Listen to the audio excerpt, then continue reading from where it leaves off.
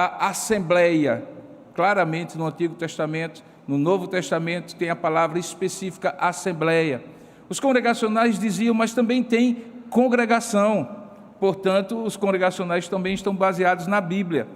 Os mais sofisticados do ponto de vista bíblico diziam, mas os episcopais também estão na Bíblia, porque a tradução da palavra que está em Atos capítulo 20, supervisionar o rebanho de Deus, é a palavra episcopos ou episcopos, de onde vem a ideia de bispo, episcopo, alguém que supervisiona o rebanho.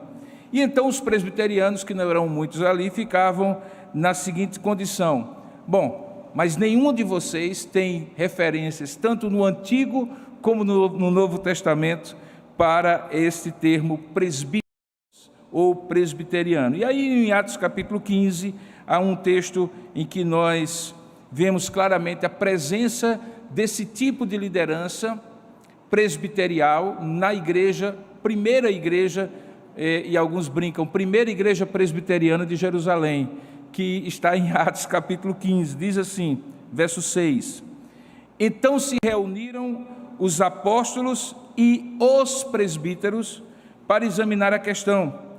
E havendo grande debate, Pedro tomou a palavra e ele faz um grande discurso ali, naquela assembleia, e aquela assembleia termina com a seguinte decisão, verso 22. Então pareceu bem aos apóstolos e aos presbíteros, com toda a igreja, tendo elegido homens dentre eles, enviá-los juntamente com Paulo e Barnabé em Antioquia, e aí descreve esses homens e para os quais eles foram, para qual objetivo eles foram designados.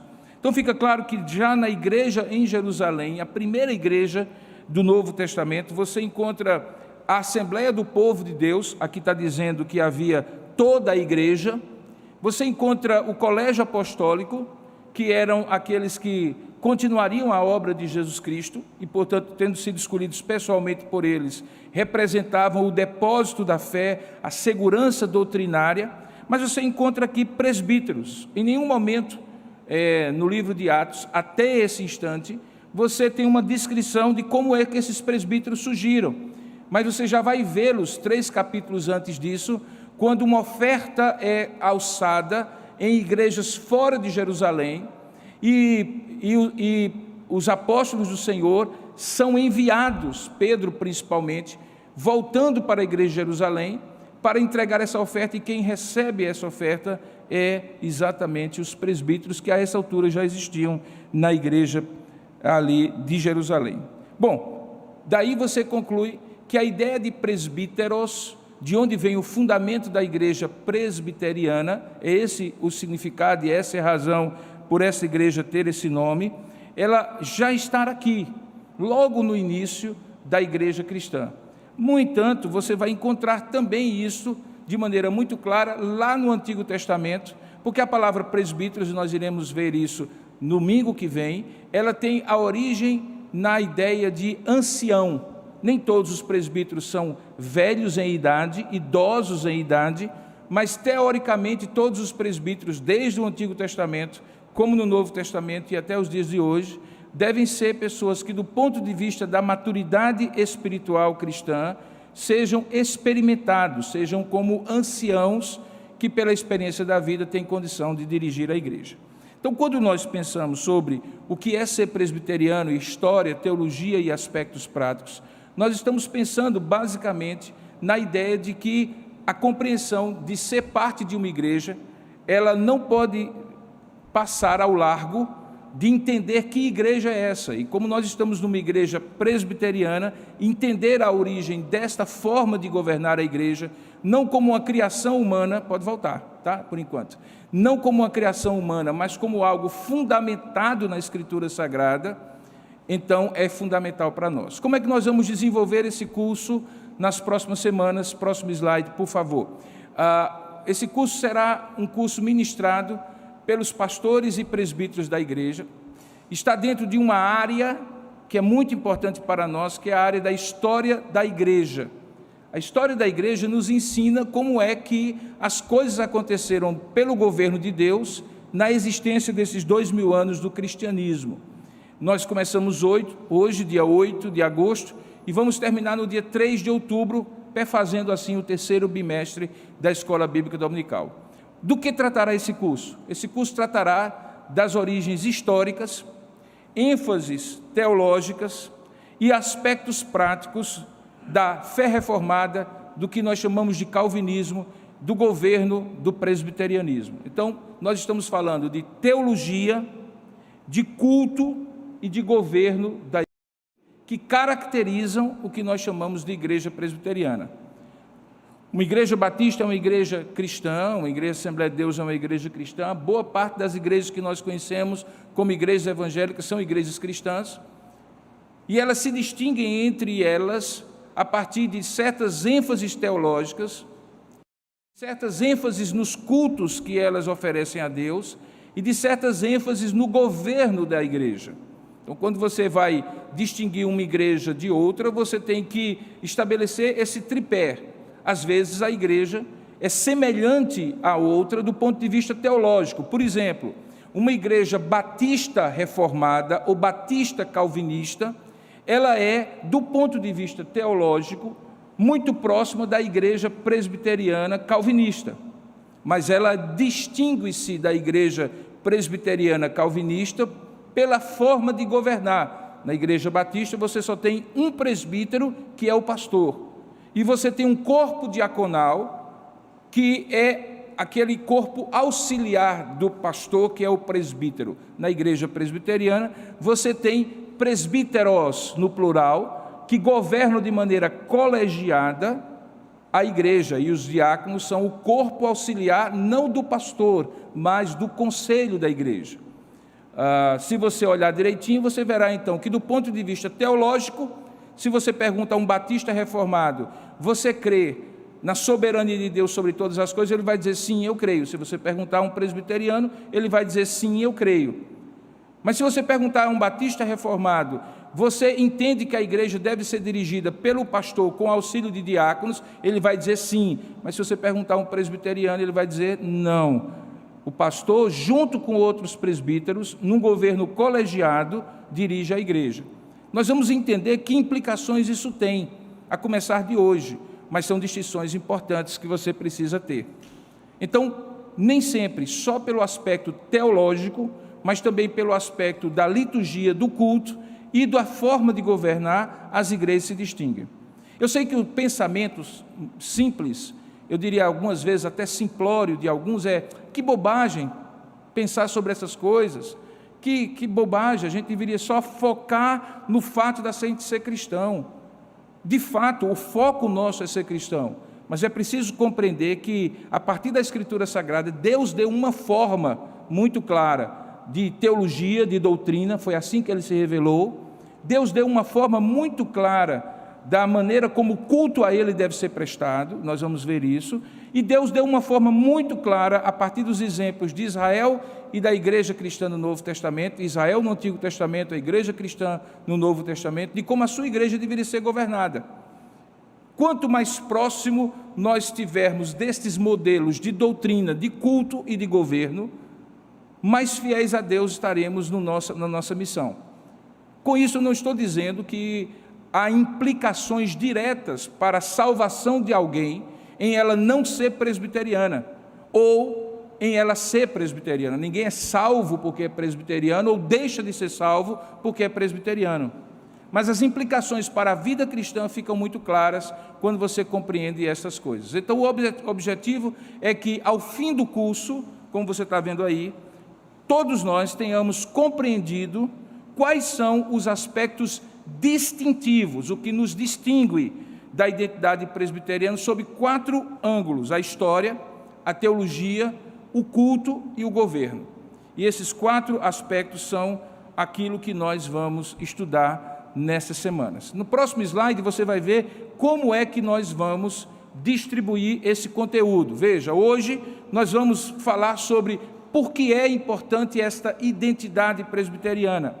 Próximo domingo, nós vamos para a Bíblia mesmo, no sentido de extrair dela a origem do termo presbítero, que está na base do nome presbiteriana, e o significado deste nome na história. Ok?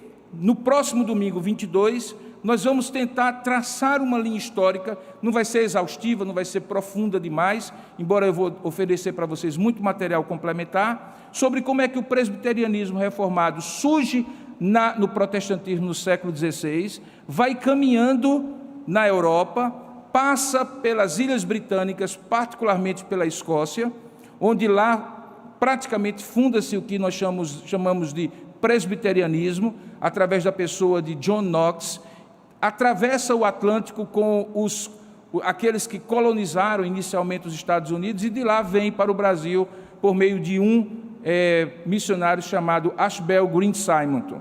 No dia 12 de agosto, há 162 anos, exatamente daqui na semana que vem completa essa data, Simonton inicia o presbiterianismo no Brasil, de forma que nós somos, do ponto de vista eclesiástico, como organização, a denominação protestante mais antiga do Brasil. Nós já tínhamos comportores congregacionais, missionários de outras denominações, mas a primeira igreja e denominação que é organizada no Brasil é a Igreja Presbiteriana há 162 anos. Na época do Brasil holandês, aqui bem perto, em Pernambuco, e também aqui na Paraíba, no século XVII, só para vocês terem uma ideia, no século XVII nós já tínhamos 36 igrejas reformadas na Paraíba. E essas igrejas, na época em que os holandeses foram expulsos, elas também acabaram e deixaram de existir. Igreja reformada, como nós iremos ver, e igreja presbiteriana tem uma similaridade, como eu vou explicar depois. Então nós vamos ver isso no terceiro domingo, terceira aula. Na quarta aula e quinta aula nós vamos falar sobre as doutrinas da graça. Hoje você vai ver só o nomear das 5 doutrinas da graça. E depois nós vamos enfatizar cada uma delas. Depois nós vamos ver a questão do como o culto presbiteriano é um culto cristocêntrico e tem um princípio regulador do culto. E por que que nós fazemos as coisas como nós fazemos no culto? Por que que nós não fazemos determinadas coisas no culto e por que nós fazemos? E basicamente, no culto presbiteriano, a regra é: tudo aquilo que a Bíblia manda fazer, nós fazemos; tudo aquilo que a Bíblia não manda fazer, nós não fazemos. Não há uma liberdade da gente inventar. Ontem eu estava fazendo uma visita a um casal, e o casal dizia assim que tinha sido convidado a assistir ou participar de um culto numa igreja, e eles contaram como era o culto, e basicamente eles perguntaram: pastor, eu não consegui entender por que é que, se a Bíblia não diz que a gente deve fazer o que eles estavam fazendo, por que é que eles fizeram? Baseados na criatividade deles. A criatividade seria livre ou há regras muito claras que Deus estabelece na sua palavra para o culto? Nós vamos estudar isso nessa aula. Depois nós vamos falar sobre especificamente a forma de governo presbiteriano, e chegaremos nas 3 últimas aulas, novamente com conteúdo histórico, fazendo um traçado do que é a igreja presbiteriana. Você vai ficar mais esclarecido, por exemplo, para quando, na próxima vez que você assistir um telejornal ou uma reportagem, ler uma reportagem na internet falando de que presbiteriano fez isso ou fez aquilo outro, você conseguir distinguir o que é a igreja presbiteriana, o que é a pessoa de um presbiteriano e o que são denominações presbiterianas, algumas das quais, inclusive, hoje já são liberais, infelizmente, abandonaram a palavra e nos dão muita vergonha e mau testemunho da fé. Na igreja presbiteriana nós não escondemos isso, pelo contrário, mostramos a importância de evitar o que essas coisas acontecem.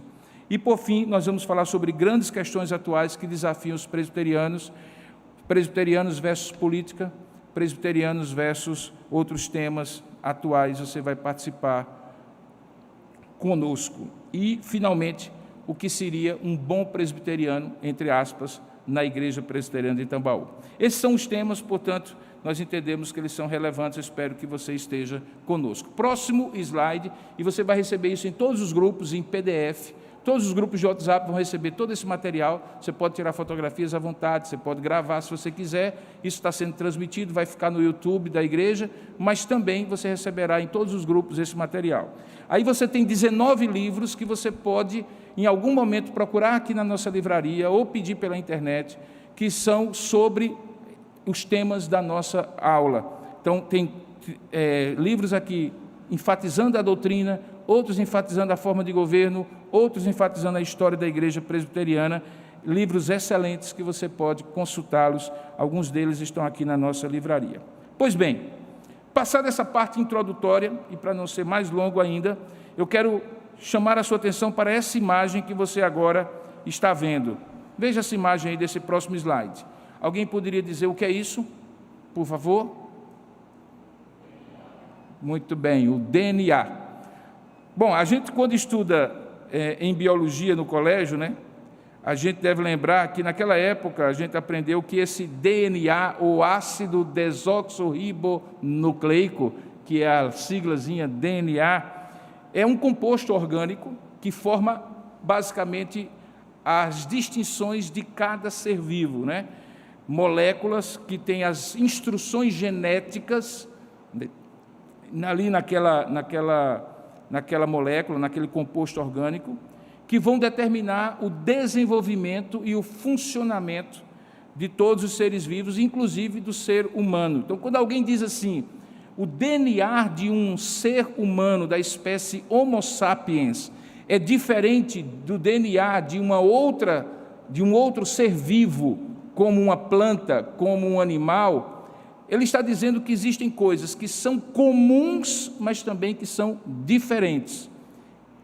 Existem distinções. Então, quando você vê, por exemplo, a grande família dos primatas na biologia, na taxonomia da biologia, você vai encontrar e dizer assim, olha, um orangotango é tão primata quanto um chimpanzé. Ambos nós chamamos de macacos. Porém, quando você olha o ser ali, chimpanzé, e o ser vivo, orangotango, você vai ver que existem distinções, e não apenas na aparência, mas na forma de funcionamento, na maneira como os músculos, os órgãos, os sistemas funcionam. Essa distinção ainda maior, quando você, por exemplo, compara dois seres vivos animais do reino animal, um primata e um peixe, por exemplo. A diferença ainda é maior, embora ambos sejam animais, mas têm DNA semelhantes em muitos aspectos, distintos em alguns poucos, que fazem a diferença de um para outro. Quando a gente pensa em DNA de uma organização, ou DNA de uma denominação, ou DNA de um grupo social, a gente vê os aspectos que são semelhantes naquele grupo, naquela denominação, naquela organização, em relação a outras, mas normalmente o nosso olhar é um olhar que vai em busca daquilo que é distinto de um para com o outro. E é dessa maneira que o nosso cérebro funciona para classificar as coisas, para classificar as diferenças das coisas, sejam elas coisas simples de se distinguir, ou sejam coisas diferentes, ou melhor, muito difíceis de ser distintas ou diferentes. O que é que nós estamos pretendendo com esse curso? É tentar extrair o que seria o DNA presbiteriano, ver que ele, em grande parte, mas em grande parte mesmo, ele é semelhante ao DNA dos cristãos protestantes históricos, tem diferenças significativas dos cristãos que não são protestantes, tem diferenças menores dos cristãos que são protestantes, mas não são cristãos históricos, são cristãos pentecostais, protestantes neopentecostais, e tem uma distinção ainda mais fina, menorzinha, entre aqueles que são cristãos protestantes históricos, mas não são presbiterianos, como, por exemplo, como eu citei no início, os batistas reformados.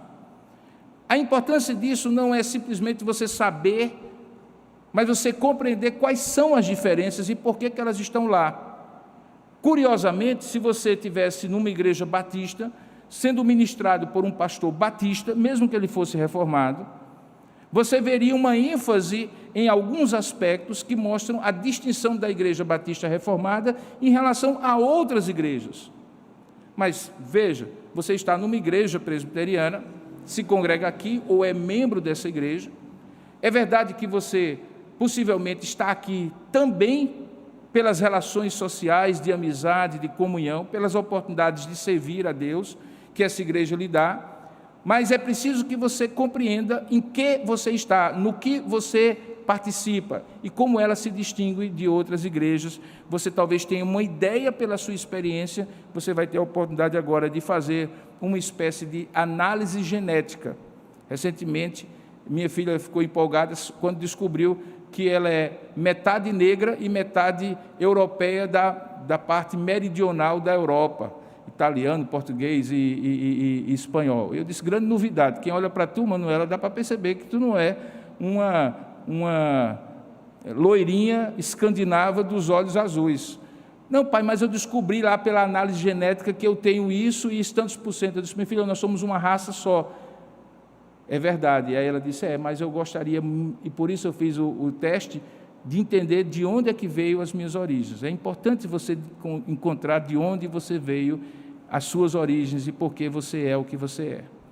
Não se trata, portanto, para ser bem sincero, em você ser melhor ou mais crente ou mais espiritual por ser presbiteriano. Nós temos bons presbiterianos e maus presbiterianos. Nós temos bons batistas e maus batistas. Nós temos bons assembleianos e maus assembleianos. Mas, no entanto, é preciso compreender o que é ser um bom presbiteriano e, para isso, é preciso extrair a genética disso aí. Como é que funciona? No próximo slide, uma outra imagem, você vai tentar me acompanhar no meu raciocínio. São como catracas, são como engrenagens que retroalimentam o movimento do que é ser presbiteriano. Uma boa doutrina determina um bom culto debaixo de um bom governo. Se faltar qualquer um desses elementos, se o governo da igreja não for um governo bíblico, ele vai alterar a forma como o culto é oferecido, supostamente baseado em uma alteração de certa doutrina que está sendo pregada, crida e exposta naquela igreja. Da mesma maneira, o culto que se reflete ali, ele é fruto da doutrina daquela igreja e está sob a supervisão de um determinado governo. Então, são como catracas ou engrenagens que em qualquer igreja, na presbiteriana também, principalmente, mas em qualquer igreja vão determinar o movimento ou a dinâmica da igreja. Portanto, doutrina, culto e forma de governo não estão desassociadas uma da outra. Pelo contrário, elas se engrenam para um determinado movimento, seja numa direção ou noutra, seja numa ênfase ou noutra. Ok? Bom, pensando então nessas três engrenagens, eu vou mostrar para vocês um esboço rápido do que nas próximas aulas nós vamos falar sobre doutrina, culto e governo. E é apenas o esboço mesmo dessa aula inicial. Com relação à doutrina, nesse próximo slide, você vai ver agora qual é a base doutrinária da igreja presbiteriana que nós chamamos de doutrinas da graça. É a famosa tulipa, ou tulip em inglês, que é o acróstico para 5 doutrinas que nós chamamos e ficou conhecido como os 5 pontos do calvinismo, e você, obviamente, quando ouve falar de calvinismo, você ouve falar ou remete a sua memória para a figura de Calvino. Veja, esses 5 pontos, escritos numa coluna em inglês e traduzidos em português, significam depravação total, eleição incondicional, expiação limitada, graça irresistível e perseverança dos santos. Rapidamente, o que é que eles significam? Depravação total significa que na nossa doutrina, de acordo com aquilo que a gente vê na Bíblia, o homem que foi criado à imagem de Deus, santo, puro, justo e reto, pelo pecado, se tornou irremediavelmente inábil, incapaz de salvar a si mesmo. Ele preserva algumas das faculdades, ele continua inteligente, ele continua tendo um senso estético, ele continua capaz de desenvolver determinadas coisas, mas do ponto de vista espiritual, uma vez que o pecado entrou na vida dele, ele se tornou irremediavelmente pecador e digno da morte espiritual, que é a separação completa de Deus. A grande diferença no caso da igreja presbiteriana para outras igrejas, ou das igrejas calvinistas para outras igrejas, é essa ideia de total. O arminianismo, por exemplo, defende, e o arminianismo é o oposto ao calvinismo, que algumas igrejas adotam, que o homem sim foi afetado pelo pecado, mas não totalmente, obrigado, Alexandre, mas não totalmente afetado pelo pecado. Deixa eu fazer o teste aqui. Pronto. Mas não totalmente afetado. Ou seja, ele tem alguma coisa ainda boa que, dependendo do que ele fizer, colocando em termos muito simples, pode atrair a graça de Deus para salvá-lo. A ideia de depravação total se resume a uma frase, do ponto de vista calvinista: o homem todo, corpo, alma, mente, emoções, vontades, decisões, escolhas, e todo homem, ou seja, indistintamente, se religioso ou não, branco ou preto, presbiteriano ou não, é pecador. O homem todo e todo homem é pecador. A partir desta constatação, então, vem o segundo ponto, que é a eleição incondicional. Que Deus escolhe, está na Bíblia claramente, não há como negar. Talvez o segredo de entender a distinção da eleição é a palavra incondicional. A palavra incondicional significa que Deus não leva em conta nenhuma condição que está no homem para escolher A, B ou C. Ele simplesmente escolhe, por critérios que estão nele e não nas pessoas que ele escolhe. Ele escolhe porque quer, como quer, quando quer e, como nós vamos ver, baseadas na sua soberana vontade. No arminianismo, você vai ver que, porque esse homem não está totalmente depravado, Deus prevendo, essa é a doutrina arminiana, que alguns desses homens, por não estarem totalmente depravados, poderão buscar a Deus e serem crentes, Deus escolheria então aqueles que supostamente iriam escolher a ele. E aí há uma inversão importante que precisa ser distinguida. Qual é? No calvinismo, Deus tem um controle da escolha. Deus escolhe, Deus age, o homem reage.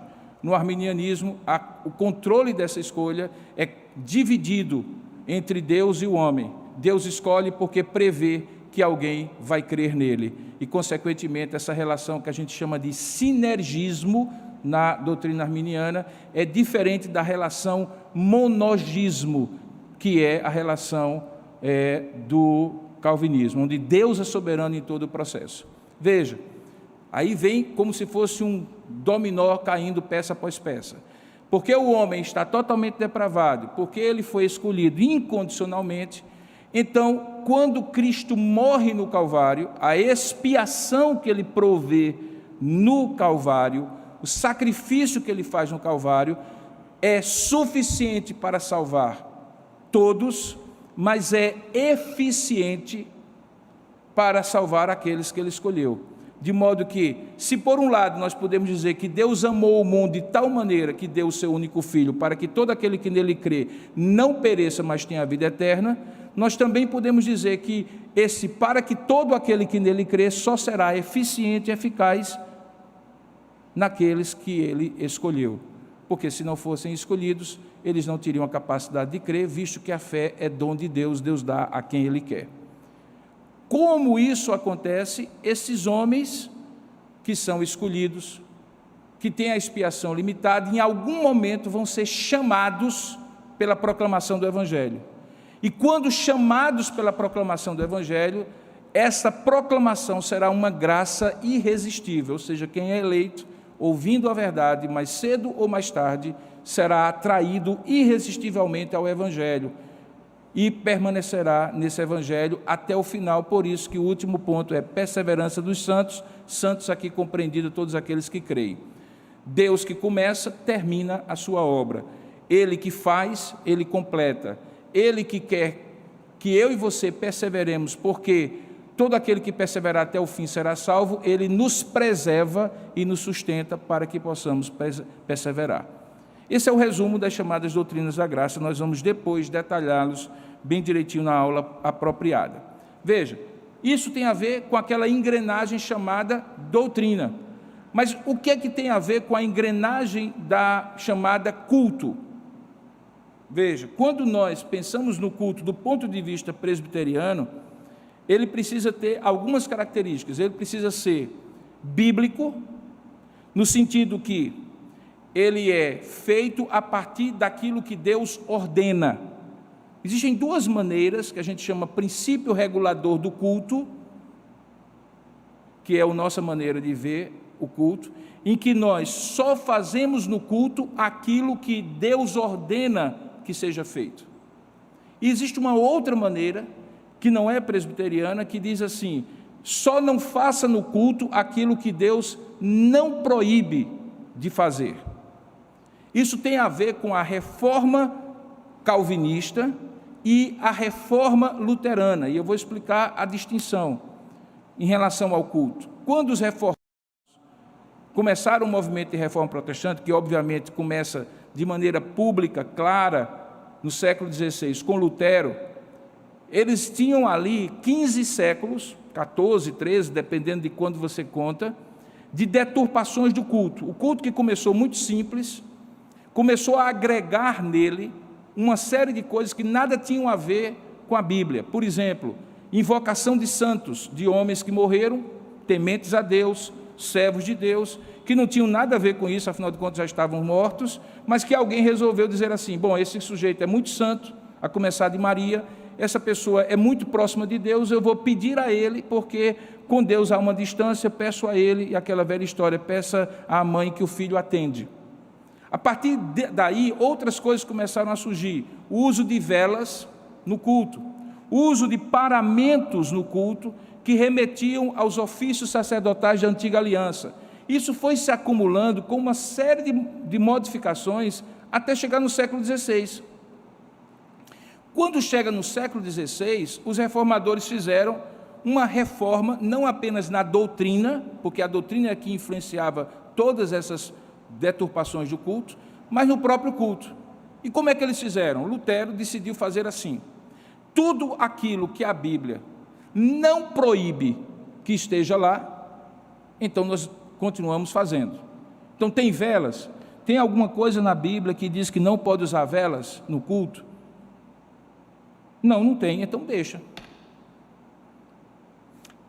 Tem alguma coisa na Bíblia que diz que nós não devemos interceder a Deus por meio de santos? Tem, então tira. Com isso, o que aconteceu? Algumas coisas que foram tiradas corretamente, mas algumas coisas que foram deixadas baseadas numa premissa errada. Qual era a premissa errada? Quando na Bíblia fala, por exemplo, das lâmpadas, que eram na verdade velas, do incenso da antiga aliança, era preciso entender que essas velas e esses incensos, essas luzes no culto, eram na verdade símbolos de uma realidade espiritual, que não era e não deveria ser permanente. Tanto é que no Novo Testamento você não encontra velas no culto cristão. Esse tipo de falta de compreensão foi o que, ao longo de 15 séculos, fez a igreja usar velas no culto, com um simbolismo e um significado muito perigoso. Eu não sei se você sabe, mas grande parte da ideia de velas no culto, particularmente na missa, é a ideia de que aquela vela ilumina, principalmente nas missas, em sufrágio da alma de alguém, que também é uma excrescência do ponto de vista teológico, ilumina o caminho, o suposto caminho de uma alma que está no suposto purgatório em direção ao céu. A ideia de vela, quando tem, por exemplo, no sacrário, onde é feita aquela homenagem ao Espírito Santo, é a ideia de que aquela vela não pode se apagar, porque senão o Espírito Santo estará fora da igreja, assim como as 7 lâmpadas do candelabro do templo também não podiam ser apagadas, porque representavam as 7 manifestações do Espírito de Deus: sabedoria, conhecimento, discernimento e assim por diante.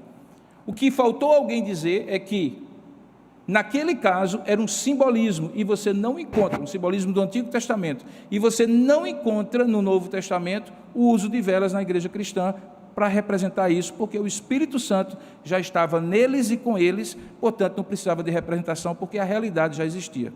Uma representação é quando a realidade ainda não existe. Uma vez havendo a realidade, a representação não precisa. Os luteranos entenderam diferente. Boa parte daqueles daquela época entenderam: deixa no culto o que a Bíblia não proíbe. Os reformados calvinistas disseram: não, vamos voltar às origens e vamos ver. Na igreja cristã se usava? Não. No Antigo Testamento se usava, mas por que se usava? Por isso, isso e isso. Isso está superado, então tira. O que fez com que todo aquele culto, com toda a pompa e circunstância próprias da igreja romana de 15 séculos, fosse substituído por um culto mais simples. onde não havia imagens, onde a única representação que normalmente se utilizava era da cruz para remeter ao sacrifício de Cristo, e uma cruz sem um corpo, porque a diferença de cruz e crucifixo é exatamente essa. E o culto, então, cristão foi muito mais simples, muito mais austero, sem tantas pompas e circunstâncias. Um pastor pode cultuar assim, como qualquer outra pessoa normal, pode colocar uma gravata se quiser e a ocasião permitir, pode colocar uma toga se a ocasião permitir, pode colocar um colarinho eclesiástico, ou pode não colocar nada, só não pode vir de chanelão, de camiseta regata e de bermuda, porque aí também já é demais. A não ser que você esteja no Havaí, eu vou falar sobre isso no último item, que é um culto cultural. Mas entendam então que quando a gente fala de princípio regulador do culto, nós estamos falando de regras que a Bíblia dita para o culto e por que ele tem que ser assim. Mas ele precisa também ser um culto cristocêntrico, porque ele podia ser um culto bíblico, mas não ter uma ênfase em Cristo, como eram os cultos do Antigo Testamento, em que havia uma simbolização de Cristo, mas Cristo não era necessariamente a realidade presente como nós temos hoje. Quando nós chegamos aqui, daqui a algum tempo, quando nós estivermos adorando, o que é que nós estamos fazendo? Para muitos, nós chegamos aqui porque é bom começar uma semana sendo encorajado com uma boa palavra, que nos nutre espiritualmente. É bom rever os irmãos, é importante a gente trazer os filhos para a escola bíblica, então a gente aproveita e faz um culto. É bom ir participar à distância, assistir, dar um intervalo nas Olimpíadas que acabaram agora e começar a participar do culto. Tudo isso poderia ser motivos muito justos, mas nós estamos aqui porque Deus nos convocou, não é convidar, como criaturas dele, remidos pelo sacrifício de Cristo, fazendo parte de um povo da aliança. O dono da nossa vida diz assim: vamos, hora do culto, me ofereçam culto, me adorem, agradeçam a mim por tudo que vocês são e por tudo que vocês têm. E nós saímos da nossa casa e vamos para a igreja para oferecer um culto a quem? A Deus por meio de Cristo. Nós estamos atendendo a uma convocação, não é uma opção. Ele é cristocêntrico, portanto, porque ele é o motivo e o propósito de estarmos aqui.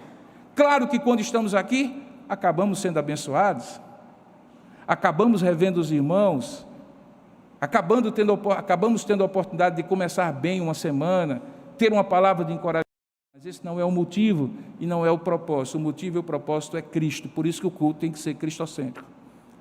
Por isso que no momento de culto, nós não fazemos homenagem a pessoas. Por isso que no momento do culto, nós não enfatizamos se hoje é dia dos pais ou dia das mães, embora vamos agradecer pelos pais, porque costumeiramente nesse segundo domingo de agosto é comemorado o dia dos pais. Mas nós não fazemos um culto para os pais, nem para as mães, nem para o pastor, nem para a pátria. Nós fazemos um culto para Cristo. E no culto para Cristo nós agradecemos pelos pais, pelas mães e assim por diante. Parece sutil diferença, mas faz uma grande diferença. Qual é o motivo e o propósito do nosso culto? Precisa ser um culto trinitário. Ele pode e precisa ser um culto ao Pai, pelo Filho, no poder do Espírito Santo. Porque a trindade toda é adorada em alguns elementos do culto. Se você começar a prestar atenção na liturgia do culto, nas partes do culto, você vai encontrar ali a presença do Pai, do Filho e do Espírito Santo, um fluxo, uma história que está sendo contada, uma sequência que está sendo contada. Não é um samba do crioulo doido, que você canta o que quer, bota o que quer, lê o texto que quer, um depois do outro, sem nenhuma sequência, sem nenhum propósito, e quando chega no final você diz assim: e aí? Foi bom, né? Foi. Não, é uma sequência que tem uma razão de ser e um propósito de ser. Não é criativo no sentido, faça o que você quiser, porque Deus vai aceitar o que você faz. Não, Deus não aceita o que é criativo e bem intencionado da nossa parte, mas não é bíblico. Deus regula o seu culto. Afinal de contas, se o culto é dele, é ele que diz como deve ser feito, né? Normalmente no dia dos pais, quer dizer, normalmente, né? Quando a gente merece, como o pai, a mãe, os filhos, assim: pai, o senhor quer almoçar aonde? O senhor quer jantar aonde? A gente quer homenagear. Culto é homenagem, então culto é homenagem a Deus, ele diz o que ele quer. Ok? Ele tem que ser participativo. Quando a reforma surge, Aqui estava o padre falando em latim, ninguém entendia, de frente para o altar. E você ficava lá sem entender, sem saber o que estava acontecendo, a não ser que você conhecesse latim. Quem tinha que cantar, cantava, você não cantava, ou apenas repetir aquelas palavras que cabiam a você participar, e, no mínimo, o culto presbiteriano é um culto participativo. Não é um culto participativo sem ordem e decência. Por exemplo, eu não quero correr o risco de repente, chegar aqui e dizer assim, algum irmão aqui tem uma palavra para dar, um testemunho para dar, e por que é um risco? Eu não sei o que é que você vai dizer. E se você disser alguma coisa boa, ótimo, mas se você disser uma coisa que está contrária à doutrina, eu vou ter que corrigir você publicamente, o constrangimento estará sendo feito. Encaixa aquela palavra que você falou naquela sequência do culto, se encaixar, me diz, eu vou colocar você participando. Tem um coral, tem um cântico, mas você também canta. Você não fica lá assistindo alguém fazer. O culto cristão é prestado por todos com papéis específicos. Com papéis específicos. Então, é por todos, mas com papéis específicos. Quem é que vai orar? Quem é que vai ler a Bíblia? Quem é que vai ministrar a palavra? Por que fulano ministra e outra pessoa não ministra? Qual a razão? E assim por diante. E ele tem que ser um culto cultural. E por que cultural? E por que eu coloquei por último? Porque é uma consequência natural de nós estarmos num lugar diferente. Por exemplo, eu já participei de cultos em lugares diferentes do mundo. E por isso que eu falei sobre o chinelão, a camiseta regada e a bermuda. Se culturalmente aquele elemento que não for elemento principal do culto, for circunstancial, por exemplo, o que é circunstancial? O instrumento que você usa para tocar. Eu me lembro que eu sou de uma época, alguns aqui são, em que a grande discussão era se podia colocar bateria na igreja. E era curioso, porque eu me lembro que naquela época a gente tinha playbacks, Vencedores por Cristo, por exemplo. Tinha playbacks, no playback podia ter a bateria, mas quando alguma pessoa via uma bateria, dizia assim, essa coisa remete a bumbo, bumbo remete a isso, aquilo outro, não pode ter. Veja, isso é absolutamente cultural. Cultural. A Bíblia não diz que tem que ser com bateria ou sem bateria, pelo contrário, a Bíblia até fala que tem que ter símbolos retumbantes e símbolos sonoros, e os símbolos são instrumentos de percussão. Agora, se numa cultura tem bateria, se numa cultura tem atabaque, tem atabaque. Se não tem nenhuma das duas, isso é elemento secundário, não é elemento principal. Isso não tem a ver, portanto, com o que a Bíblia determina, porque a Bíblia também é sensível à cultura, desde que a cultura não transgrida a Escritura Sagrada. E nós levamos isso em conta. Então, eu já participei de culto presbiteriano um tempo que eu passei na Inglaterra, em 1986, eu participava de cultos litúrgicos da Igreja Episcopal, ou da Igreja Anglicana, que eram cultos assim, extremamente formais, muito formais, onde o único instrumento que se tocava era um órgão de tubos, com hinos na métrica genebrina de João Calvino. Um louvor que talvez um ou outro daqui possa dizer assim, isso está parecendo uma missa, mas que tinha um significado muito bonito para aquela liturgia, para aquele povo, com aquela cultura e com aquela história. Mas eu também ia algumas vezes, principalmente no domingo à noite, porque esse culto normalmente era no domingo pela manhã, como é a tradição protestante, para uma igreja jamaicana formada por imigrantes da Jamaica no sul de Londres. E ali era reggae, meu amigo, do começo ao fim. Reggae louvando a Deus, o povo se mexendo, se balançando, mas era a cultura deles. Eu preciso ter esse cuidado de respeitar a cultura, desde que ela não fira a Escritura Sagrada. O que eu não posso é impor a cultura de um protestante europeu a um brasileiro, nem sacralizar a cultura de um brasileiro quando eu estiver na África ou em qualquer outro local. Então, ao mesmo tempo que ele é bíblico, cristocêntrico, trinitário e participativo, ele também deve ser cultural. Finalmente, a última catraca ou a última engrenagem é a engrenagem do governo presbiteriano. Veja, lembre, eu estou falando dessas coisas aqui, ó, do DNA, que se compõe de 3 moléculas, digamos assim, a doutrina, o culto e o governo. E agora eu falei da doutrina, do culto e agora do governo. Como é que esse governo tem que ser? Ele tem que ser bíblico. Tem que estar na Bíblia. É o que a Bíblia ordena ou o que a Bíblia descreve. Por exemplo, esse texto é um texto descritivo, Atos 15. você vê a descrição da participação dos presbíteros. Mas no livro de Atos, como nós iremos ver nos outros cultos em que eu estou expondo, há um momento em que é ordenado que se escolha presbíteros, no plural, daí eu deduzo, numa igreja não pode ter só um presbítero, que seja o pastor.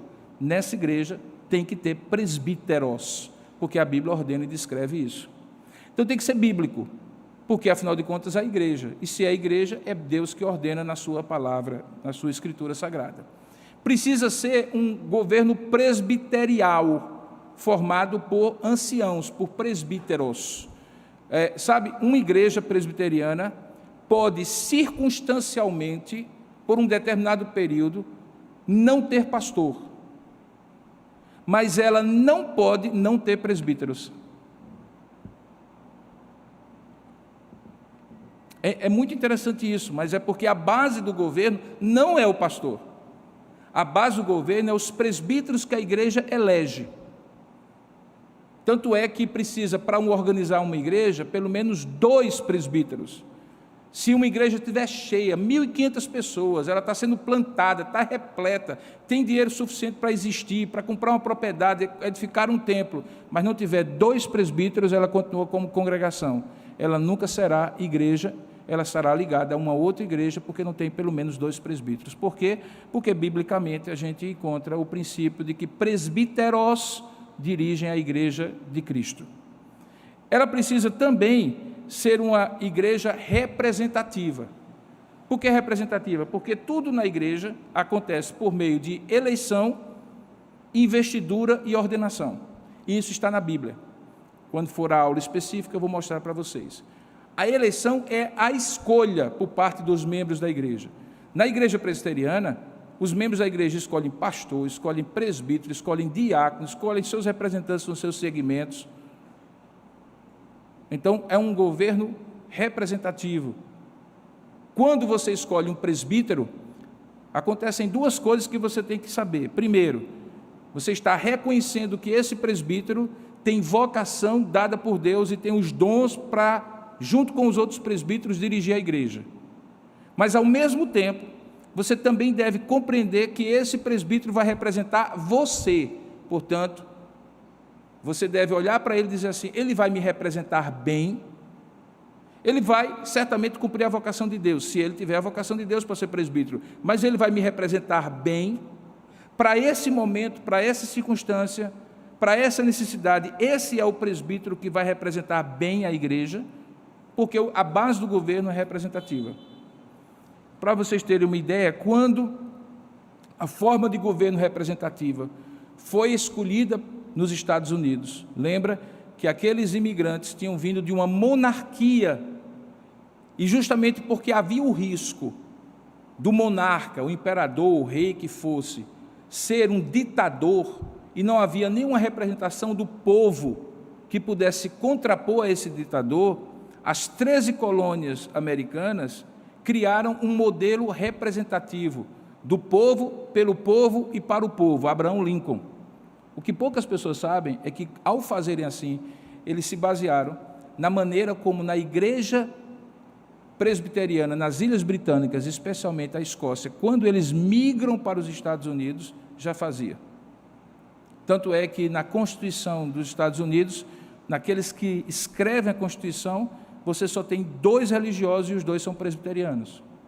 Portanto, a igreja presbiteriana molda a forma de governo representativo dos Estados Unidos e de todos os representantes, de todas as democracias representativas do mundo, porque ela está baseada na Bíblia. Você vai encontrar no livro de Atos, a gente vai deparar-se com isso em vários momentos em que o apóstolo se ausenta, porque vai fazer outro trabalho, e quem fica tocando a igreja são os presbíteros. Uma igreja presbiteriana, ela depende dos presbíteros mais do que do pastor. Aí você diz: mas o pastor não é presbítero? Mas eu estou falando do regime colegiado de presbíteros e não de um presbítero só.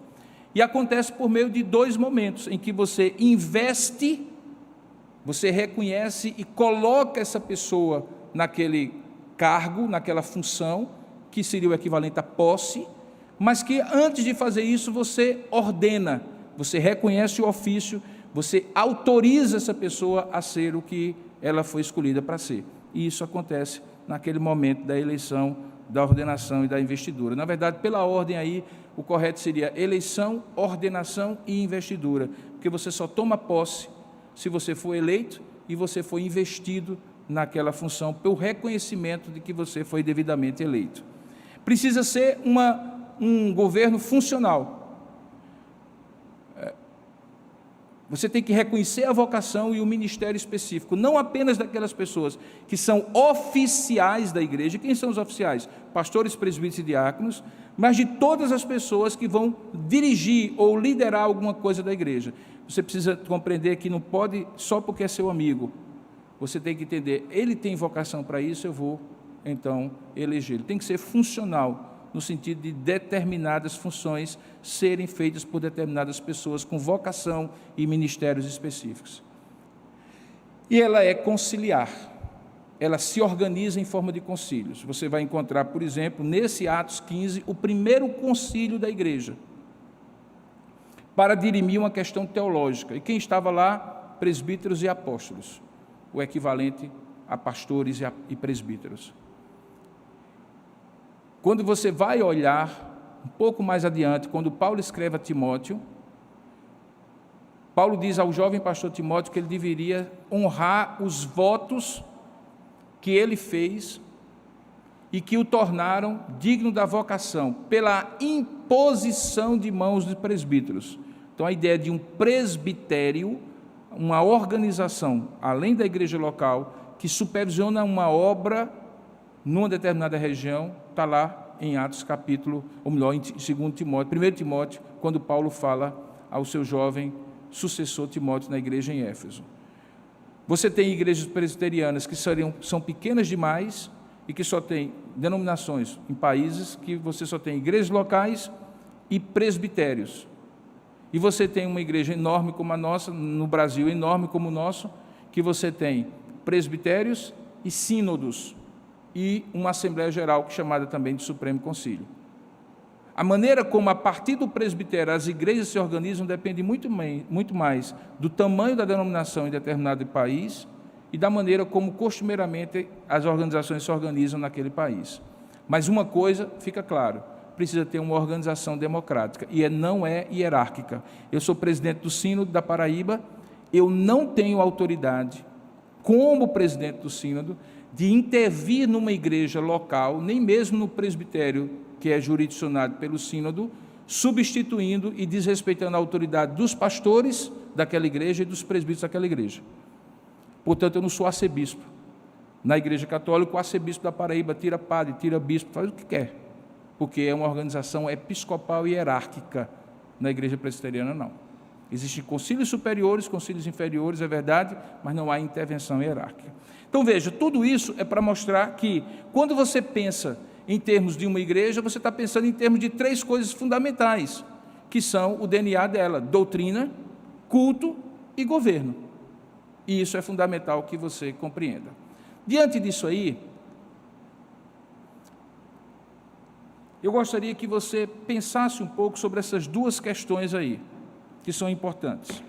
E nesse ponto nós vamos experimentar alguma coisa aqui que você possa fazer rapidamente. Gostaria que você se juntasse com mais 4 ou 5 pessoas ao seu redor, virasse as cadeiras, a gente tem flexibilidade para isso, e você discutisse por que é importante conhecer a doutrina, o culto e o governo presbiteriano para um membro da Igreja Presbiteriana de Tambaú. Pode se movimentar, pode desorganizar um pouco as cadeiras e pense um pouco sobre isso.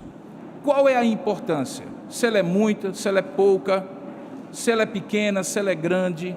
Por que é importante conhecer a doutrina, o culto e o governo presbiteriano? E quais são os efeitos positivos e negativos de conhecer melhor, ou, no caso negativo, de não conhecer essa doutrina, essa teologia, esse governo e essa forma de existir? Eu vou deixar vocês muito à vontade, sem apontar ninguém para liderar, mas sempre acontece num grupo como esse que tem um mais falante do que o outro. Então, você que é o mais falante do que o outro, pode jogar, dar o pontapé aí e começar a discussão. Nós temos 15 minutos para, de repente, vocês compartilharem uns com os outros as impressões de vocês, e nós voltamos em seguida. Aqueles que estão participando à distância podem fazer isso em casa, se acharem que devem, tá bom? Vamos ter 15 minutos, então, para essa discussão